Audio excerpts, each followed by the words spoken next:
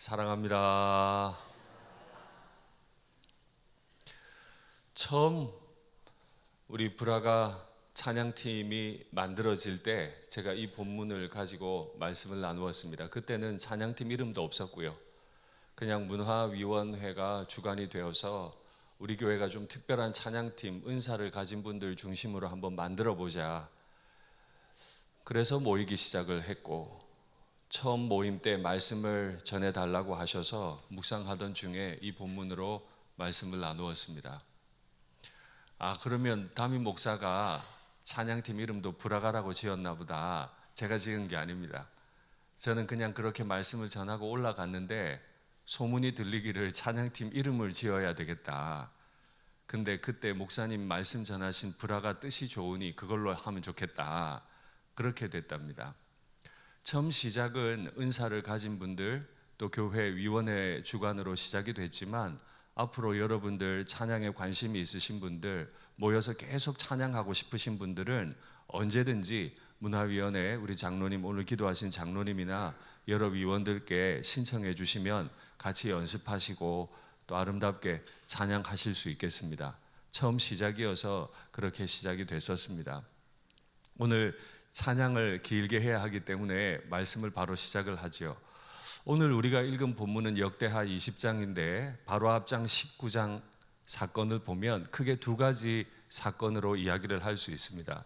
1절부터 3절까지는 그 선했던 왕 유다 왕 여호사밧이 선지자 예후에게 혼나는 장면이 나옵니다. 그리고 4절부터 11절까지는 여호사밧이 어떻게 아름답게 신앙생활을 했는지 잘 기록을 합니다. 1절부터 3절에 보면 여호사밧이 한 가지 크게 혼나는 일이 있는데 그 이유는 이렇습니다. 왕이 악한 사람을 돕고 있습니다. 왕이 여호와를 미워하는 사람들을 사랑하고 있습니다. 이것이 옳은 일입니까? 여기서 말하는 악한 사람, 여호와를 미워하는 사람이란 북이스라엘 왕 아합을 가리킵니다. 아합과 연합해서 아합과 하나가 되어서 전쟁하는 게 맞습니까? 특별히 길르앗 라못 사람들을 공격하는 게 그들이 먼저 공격해 온 것도 아닌데 악한 왕 아합과 연합해서 그 사람들을 공격해 들어가는 게 맞습니까? 잘못되었습니다 하는 책망의 말씀을 들어요. 선지자 여후가 왕을 책망한 이후에 잘한 것도 한 가지 칭찬합니다. 왕이 잘한 것도 있는데 이스라엘 전역에서, 유다 전역에서 아세라 목상을 다 찍어 없앴다는 겁니다. 그리고 이스라엘 백성들이 여호와를 경외하게 만들었다는 겁니다. 이건 또 칭찬을 해요. 있는 그대로 받아들여 보시죠. 여호사밧이 지극히 선하기 때문에 죄를 안 짓는 것도 아니고 여호사밧이 지극히 악하기 때문에 죄만 짓는 것도 아닙니다. 한 사람 여호사밧은 연약했기 때문에 어떤 이유에선지 악한 사람을 돕는 일도 했습니다. 그러나 또 한 사람 성도 여호사밧은 하나님을 사랑했기 때문에 자신의 나라에서 극한 저항을 마주하고서라도 아세라 목상을 다 찍어내고 이스라엘을 하나님께 올려드리는 일도 했습니다. 한 사람 성도가 악한 일도 하고 나쁜 일도 했습니다. 그 여호사밧이 4절부터 이스라엘을 개혁해 나가기 시작을 하는데요. 여호사밧의 왕궁은 예루살렘에 있습니다. 대략 말씀드리면 남유다 중에 예루살렘은 중간쯤 있다 이해하시면 됩니다. 그런데 이 여호사밧이 얼마나 유다를 하나님 앞에 돌려드리고 싶었는지 왕궁에 있지를 못해요. 아랫사람들 지시해서 종교개혁하자, 유다 사람들 다 여호와 앞으로 와라, 이렇게 명령을 하지를 못합니다. 가만히 있지를 못하고 왕이 왕궁에서 나와서 이스라엘 남유다의 최남단이라고 말할 수 있는 브엘세바까지 쫓아내려갑니다. 왕이 그 먼 광야길을 내려가서 직접 백성들을 설득하기 시작합니다. 예루살렘으로 돌아와서 또다시 북쪽으로 올라갑니다. 유다의 가장 북쪽이라고 할 수 있는 에브라임 산지까지 올라가요. 그 에브라임 산지는 해발이 1000m 되는 아주 험한 산지입니다. 그곳까지 올라가서 또다시 종교개혁할 것을 계속 설명합니다. 여호와께 돌아와야 한다. 여호와께 돌아와야 한다.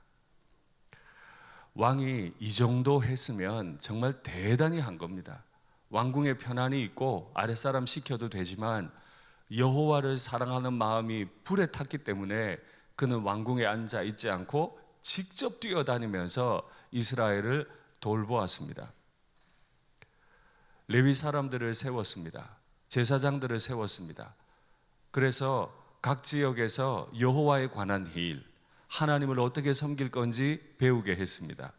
각 지역에 재판해야 될 민감한 일이 있으면 아무나 그 일에 올 수 없었고, 제사장과 레위인, 백성들 중에서 세운 어른들, 그들에게 와서 정확하게 재판받고 하나님의 다스림, 하나님의 인도받도록 하나님 여호사밧이 하나님의 나라로 유다를 그렇게 만들어가고 있던 때였습니다. 이 정도 했으면 이제 여호사밧을 하나님이 불쌍히 여기시고 귀하게 여기시고, 너 악한 일도 했다마는 선한 일을 이렇게 열심히 했으니 너는 너의 나라가 복받으면 좋겠다. 하나님이 복 주시면 좋잖아요. 19장이 그렇게 끝나고 20장이 시작하는데요, 20장 시작하자마자 이방인들이 공격해 들어옵니다. 모압과 암몬과 마온 사람들, 이 세 민족이 연합해서 남유다를 치러 들어와요. 그들만 온 게 아니에요. 조금 후에 아람이라고 하는 더 큰 나라도 몰려 들어옵니다. 하나님은 왜 이렇게 하나님의 일에 열심히 있는 사람들, 왜 이렇게 하나님 앞에서 바르게 살아보겠다는 사람들에게 이런 어려움을 지속적으로 주십니까? 이게 한 개인의 일이라면 한 개인만 고생하면 되는데요, 전쟁이라면 이야기는 달라집니다. 온 나라가 쑥대밭이 될지도 모릅니다. 겨우겨우 신방 다니면서 이렇게 세워놨는데 한 번에 나라가 무너질지도 모릅니다. 왜 선한 왕 여호사밧에게 이런 일들이 일어납니까? 이 일 앞에서 여호사밧의 반응이 오늘 본문에 기록이 되어 있습니다. 확인할까요? 여호사밧이 두려워하여, 하나님을 믿는 사람들은 두려움도 없습니까? 하나님을 믿는 사람들은 절대 두려움이라는 건 아예 없는 사람들입니까? 아닙니다. 두려운 건 부끄러운 게 아니죠. 두려울 수 있습니다. 인생의 문제 앞에서 얼마든 두렵고 위축되고 어린 아기같이 무너져 버릴 수도 있습니다. 그 여호사밧이 두려워했는데 그 다음이요, 두려움 가운데 여호와께로 낯을 향하여 간구했다. 이게 여호사밧의 실력이었습니다. 인생을 살다 보면 기가 막힌 슬픔이 있습니다. 은사고 뭐고 직분이고 뭐고 다 그만두고 돌아가고 싶은 때도 얼마든지 있습니다. 바로 그때 그의 실력이 나옵니다. 두려운데 그때 어떻게 할 거냐? 여호와께로 낯을 향하여 기도했다. 그 자신만 기도한 게 아니에요.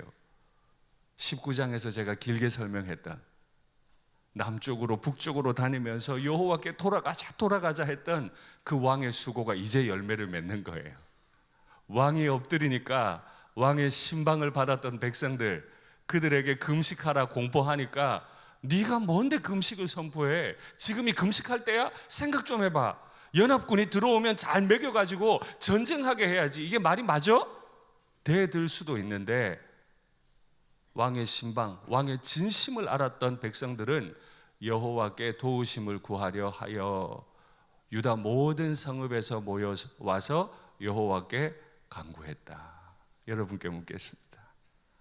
예루살렘에서 나와서 남쪽으로 북쪽으로 고생하며 다니며 복음을 전했던 그 여호사밧의 수고는 세 나라 그리고 더 한 나라, 이 네 나라의 공격 때문에 물거품이 되었습니까? 그의 신방 사역은 아무 열매가 없었습니까? 아닙니다. 위기가 왔을 때,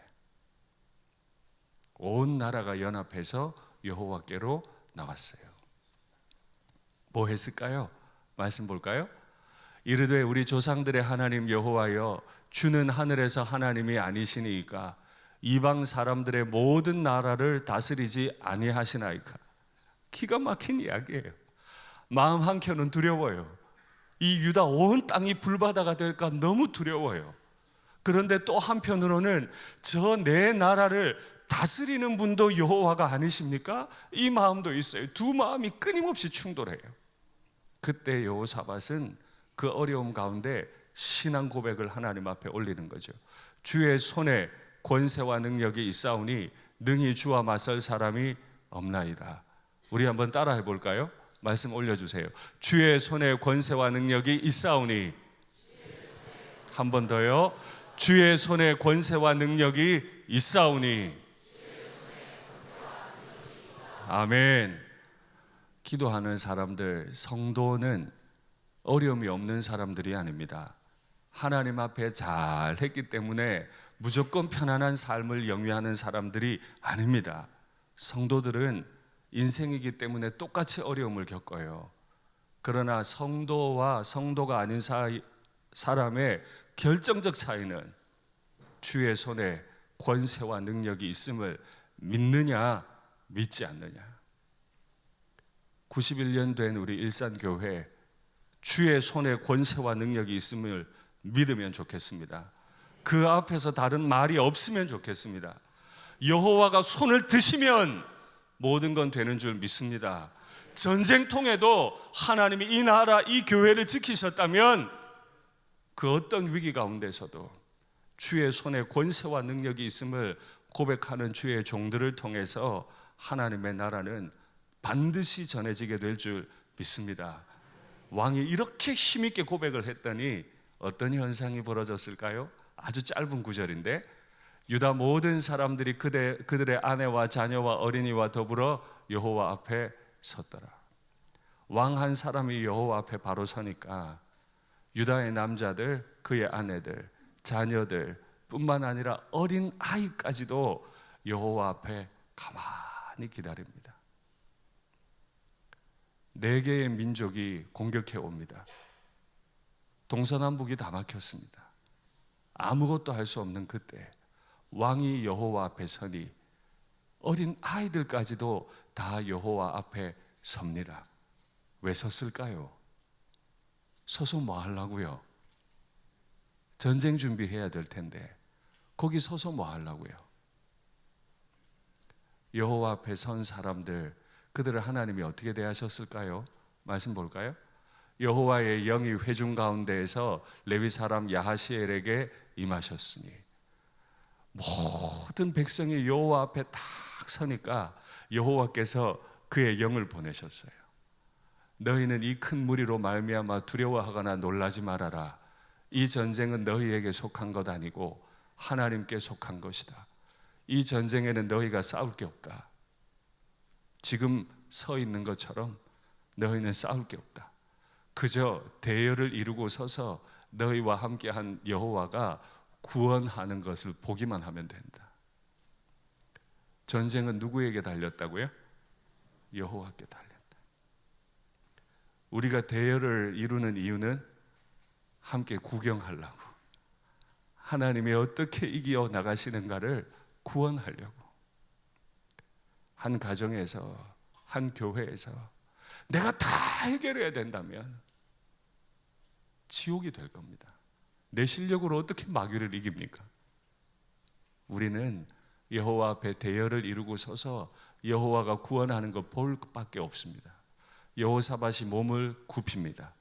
다시요, 여호사밧이 몸을 굽힙니다. 왕은 몸을 굽히지 않아요. 그러나 여호사밧이 한 분 하나님 앞에는 몸을 굽힙니다. 얼굴을 땅에 대려면 무릎을 꿇겠지요. 온 유다와 예루살렘 주민들도 왕의 모습을 보고는 여호와 앞에 엎드립니다.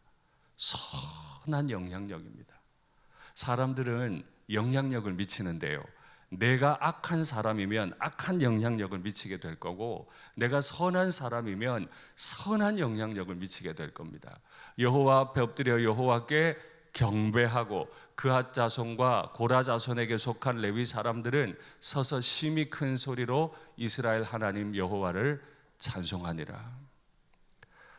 그들이 여호와 앞에 서 있을 때 여호와의 영이 임재하시고 너희는 싸울 거 없다, 내가 구원하는 걸 보라 하니 그 앞에서 여호사밧은 더 엎드려 무릎 꿇고 머리를 땅에 대고 하나님을 경배하고 찬송했다.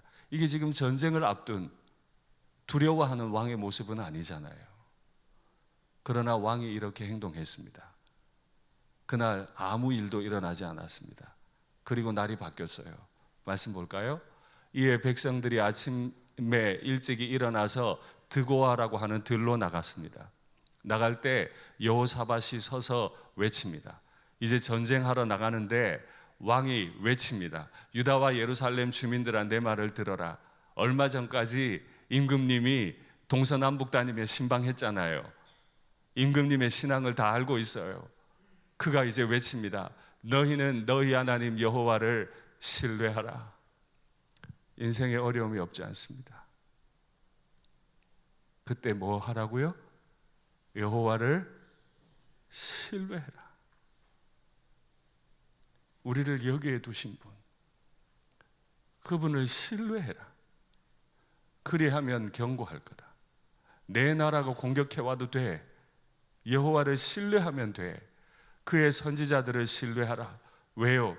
그 선지자를 통해 말씀 주시니까. 그리하면 형통하리라 하고 백성과 더불어 의논하고 노래하는 자들을 택하여 거룩한 예복을 입히고 군대 앞에서 노래하는 자, 찬양하는 자를 군대 앞에서 행진하며 여호와를 찬송했다. 여호와를 찬송할 근거가 있습니까? 여호와가 그 네 나라 중 한 나라라도 물러가게 했습니까? 말 한 구절만 믿고 있는 거예요. 지금 너희는 대열을 이루고 서서 여호와가 구원하는 거 봐라, 이 한마디만 딱 믿고는 전쟁터로 막 나가는 거예요. 여러분, 조금 후에 우리는 하나님을 찬송할 겁니다. 묻습니다. 무슨 마음으로 찬송하시겠습니까? 무엇을 찬송하기 원하십니까?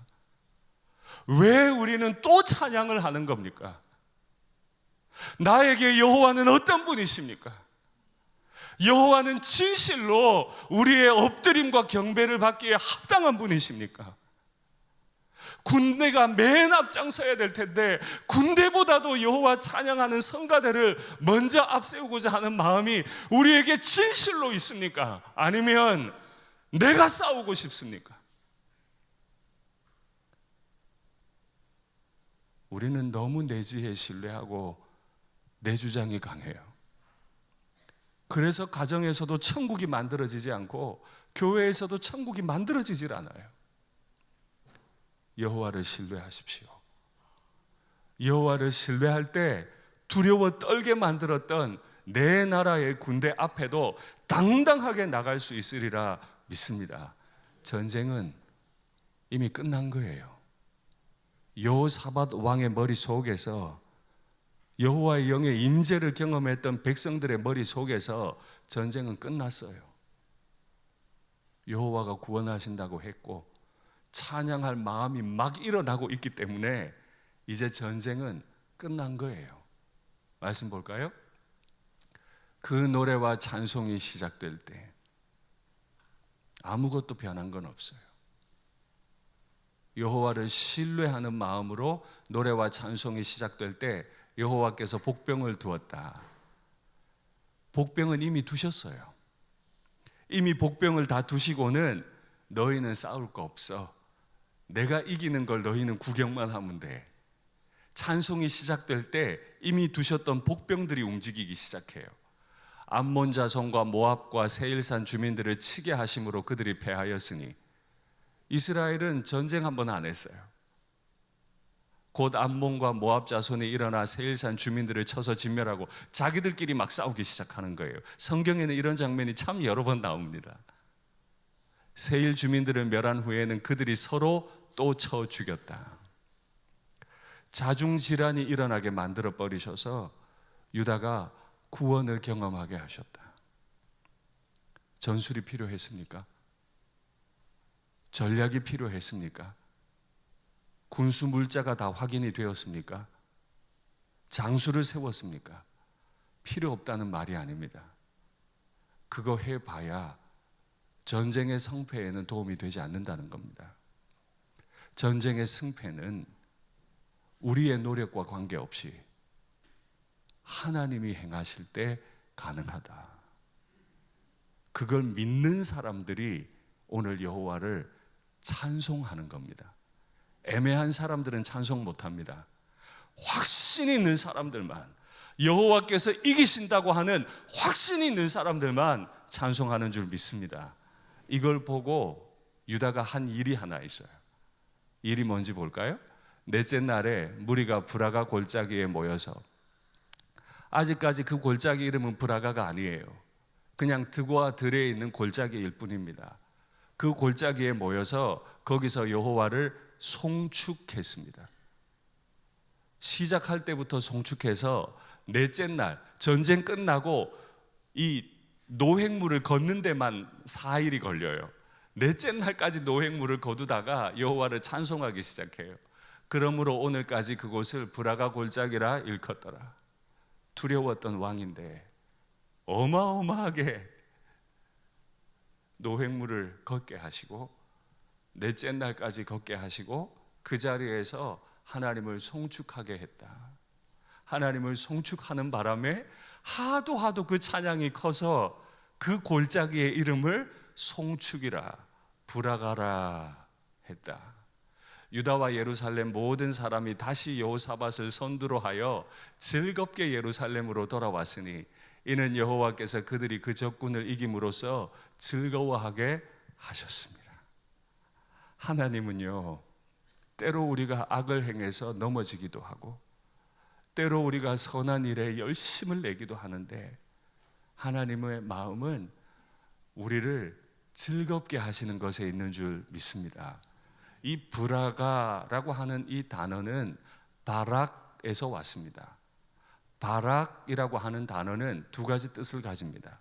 첫째는 무릎을 꿇다입니다. 이걸 완곡하게 의역을 하면 송축하다입니다. 두 번째 뜻은 축복이라는 뜻입니다. 말이 이렇습니다. 제가 아까 여호사밧이 무릎을 꿇었다는 말을 강조했는데요, 왕이 절대 굽히지 않을 왕이 여호와 앞에 무릎을 꿇었습니다. 여호사밧이 여호와 앞에 바락, 브라가 했습니다. 그랬더니 여호와께서 여호사밧과 그의 백성들에게 바락, 브라가 하셨습니다. 우리 브라가 찬양팀의 이름은 그런 뜻입니다. 찬양하면서도 하나님을 만나고 알겠지만 이미 우리 안에 확신이 있어야 돼요. 여호와는 찬양받기에 합당한 분이시다. 내가 없어도 여호와는 주의 일을 하시는 분이시다. 내가 칼 한 번 휘두르지 않아도 여호와는 승리하게 해주시는 분이시다. 오늘 이미도 그 믿음을 가지고 찬양이 시작되기를 원하고 찬양하는 중에도 그 하나님 주시는 즐거움을 누리시기를 축복합니다. 우리 모두가 그 즐거움에 휩싸이기를 바랍니다. 마지막 9절입니다. 여호사밧의 나라가 태평하였으니, 내 나라가 공격해왔다고 시작했는데 20장이 마칠 때는 여호사밧의 나라가 태평하였으니 이는 그의 하나님이 사방에서 그들에게 평강을 주셨음이더라. 우리 신앙생활 해도 이렇게 해야 되지 않겠어요? 나는 주님 앞에 끊임없이 브라가하고 하나님은 그런 내 모습 보시고 끊임없이 브라가하셔서 우리 일상교회 이 예배터가 브라가 골짜기가 되고 우리의 가정이 브라가 골짜기 되고 우리의 일터가 브라가 골짜기가 되기를, 그래서 우리의 평생의 여호와를 향한 찬송이 흘러넘치기를 간절히 축복합니다. 아멘.